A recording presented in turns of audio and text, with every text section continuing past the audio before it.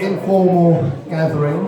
It's a pleasure to see everybody here, and wow, what a fantastic turnout we've got here. So from the bottom of my heart, welcome to everybody, like-minded souls. Fantastic to see everybody here. So I'm just going to do a very quick little intro here. Basically, the format is Marty's going to speak and say a few words for about 15-20 minutes, and then we've got Mark Devlin doing his talk, and then we're going to have a break for lunch. Got a nice buffet lunch coming up there, and then we're going to have one or two other speakers and a bit of a Q&A session with myself, Marty, and Mark if he could still stay that long, and maybe one or two other people. So anyway, without any further ado, I'm going to hand over to Marty here and enjoy the afternoon.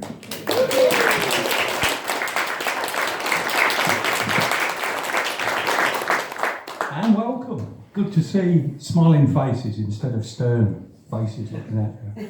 Yeah. So, hands up if you've never been to Stony Stratford before. Whoa. Hands up if you've never heard of Marty Bucko. Oh. Put both hands up if you've no idea what you're doing here sitting in the chair. Well, there's a reason for saying that, actually, because I thought it would be a good thing to give just a brief talk on how these particular meetups, these gatherings with Lee from Veritas Vincent, he's sitting in the green pullover at the back. Give us a wave, Lee. And for me, Marty Buckingham, known as Marty or Mart, and Buckingham, Bucko, that name always stuck with my dad, and going back, all the Buccos. We're no relation to the mob living in the palace. If anybody lives in the palace, that is. But yeah, so we'll pick up the story, not how I came to meet Lee, not how I became a guest on his site and did numerous talks with him, or started my own Marty Bucko channel, but we'll pick it up in 2021. We're on a coach from Wolverhampton going to the London demo. And I'm sitting next to Phil, who's filming. Don't put your hand in there, Phil. And Lee's sitting behind with one of his mates. And we pull into Birmingham Central and a crowd get on. And there's a big guy in a red t-shirt, and he's got a head and shoulders picture of Patrick McGowan from that TV series of 1967, The Prisoner. And now, even though I was a kid growing up in the 60s, a little child, I wasn't familiar with this TV programme. And even though I have interest in old films, I still didn't know much about Patrick McGowan. So I turned to Phil and I say, what's this? Because it says on it, I am not a number, I'm a free man. And Phil, in his usual enthusiasm, says, oh, it's great. There's all these people captured, taken to this plane. They're all brainwashed. He says, it's really interesting. So I think, oh. So after the demo, when I was back home, I thought, I'll order that. And I did. I ordered the Blu-ray set. And I thought to myself, it's really interesting, relevant, with loads of layers of interesting things going on within it. Very relevant to the times. So that summer was my 60th birthday coming up, and Jane, give us a little wave, Jane. My wife, she says, what do you want to do? Celebrate your birthday. I said, well, we'll have a barbecue in the back garden for the family. I said, but I'll tell you, I'd really like to get a minibus up and to go to Porthmirion where they filmed The Prisoner. I've never been. And how many have been Porthmirion? I'm sure there's a few here. There you go. And for those that don't know, it's a beautiful little place that you'd have to say like an eccentric millionaire built after the style of a Riviera type of village. So there's an estuary, there's rolling hills. You wouldn't think you were in Wales. You could be anywhere in Italy or anywhere. And I thought, well, we'll get the minibus up and we'll get Lee and Alex was there, Jacob. Give us a little wave. She worked with Jane in care, and they both withstood all the tyranny that was going on. And Jacob was the only lad, he's a big lad, he's only 16, going to be 17, but he was about the only lad in his school who resisted the nonsense. Give him a little. And so then, thinking on it, I thought, well, it's my birthday, I don't have to invite anyone else. But I thought, because there's such kindly people with the comments who you feel you get to know them, and how nice to put a face to that name. Because these people, they always encourage and are kindly, and they, even if it's constructive criticism, it's always right. So I thought, no, open it out, open to them. So in consultation with Lee, we decided just advertise on our site, look, we're going to be in Porthmirion on this day, right? From this time to this time. If you want to come and meet up and join in, you make your way, travel there, bring your food or eat there, and join us for a drink. Join us, and you won't be alone. No one will feel left out. No one will feel isolated. You come and introduce yourself and join in. Well, some came. They came. And the weatherman said it's going to rain. And we had a scorcher. It was Riviera. Blue skies. And it was beautiful. A day to remember, a day that sticks out head and shoulders above other days of that year. And one guy, he says, Mart, he says, you have the ability to bring people together. And I look around, I think, well, maybe he's got a point. A bit like a sheepdog, you know, come on, let's join in, come on. In you come. And I remember another comment, somebody said, they said, I wish I had friends like you and Lee. Yeah. And you see, many of you probably know lots of truth. There's lots of people. You may live in a big city, you may live in a town. You're not short of friends, but there are people who have suffered well, we've all suffered, let's be honest. We've all been emotionally attacked, haven't we, by the regimes of the world and our own group in Londinium and the trouble they've brought to us. But we've all suffered, and they send something. You see, these talks, these meetups are rooted in love and kindliness, graciousness, wanting to help, wanting to edify, wanting to build up. Now, we don't agree on every jot and tittle of everything, but the point is, the main things against the tyranny is this word, we agree on.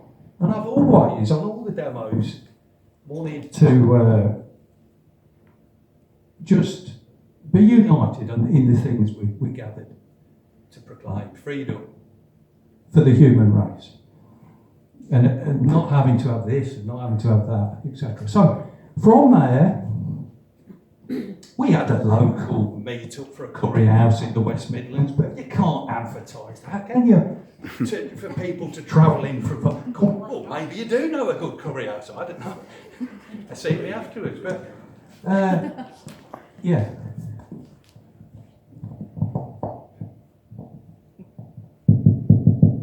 Coming in. And from there, we had another meeting in autumn of 2022 at the Black Country Living Museum, where we did the same thing. You want to come, join up and gather with us. And about 30 to 35 people turned up. And Tim and Lorraine came and enjoyed themselves so much that they've helped us with this one. And Tim's organised everything today, took the responsibility off me and Lee, and he's done a good job in a nice, it's a nice meetup.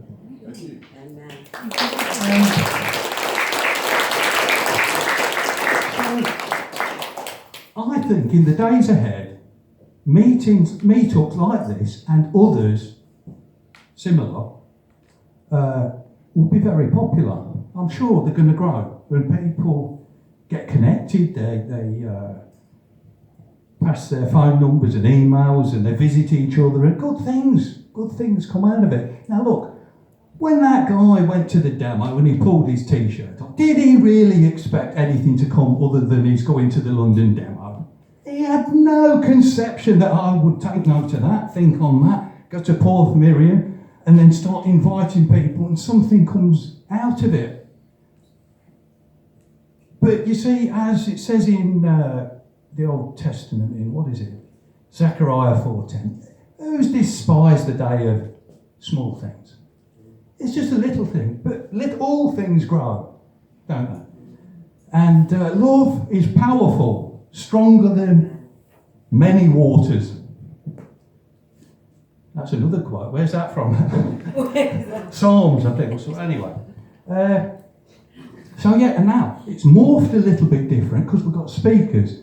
John Looney's here somewhere. Can you give us a wave if you're sitting there? There he is. John Looney. And singing at the Birmingham demo in the crowd. I was just facing the crowd there, looking at you there. But there you are. Yeah, thank you. We salute you, sir, for what you're doing. And of course, this gentleman need any introduction. Mark Devlin.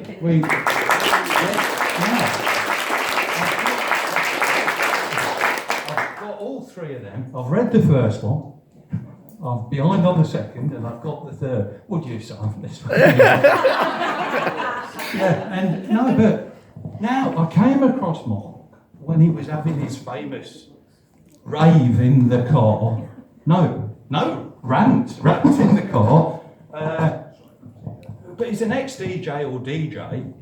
That's it. So, If you hold it sorry. there on the cable. Here. So here's the budget. Oh, okay. So maybe, maybe he has had raves in the car, I don't know. But the point is I subscribed, isn't it? And after that, I've watched a Good Company more. At least 90% of what you put up. I've not watched everything because some long ones there. But yeah, but good stuff. And he's introduced me to other people like Mike Williams, who does talks on the Beatles and people. You're doing a talk soon with him. Look forward to that one. So it's great. And what can we say beyond that? Other than, I think of a quote from Johnny Cash. That's it. I read this ages back when I was a younger man. He said when he went into a function room, he didn't greet his mates straight away. He can get back to them later. He's looking.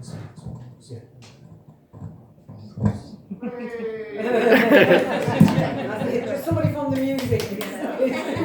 My famous mic. Oh, thank you. Oh, there we go.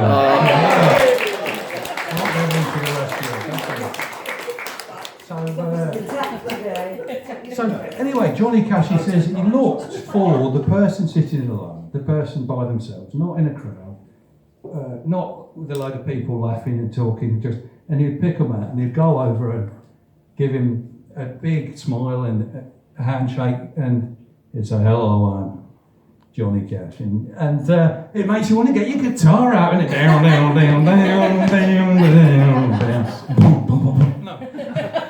No, but that's it. So Let's just So hope, now you let's just know. hope Johnny Cash on Mark's talks. so now you know how you came to be sitting here in them chairs. That's it. That's your lot. Thank you.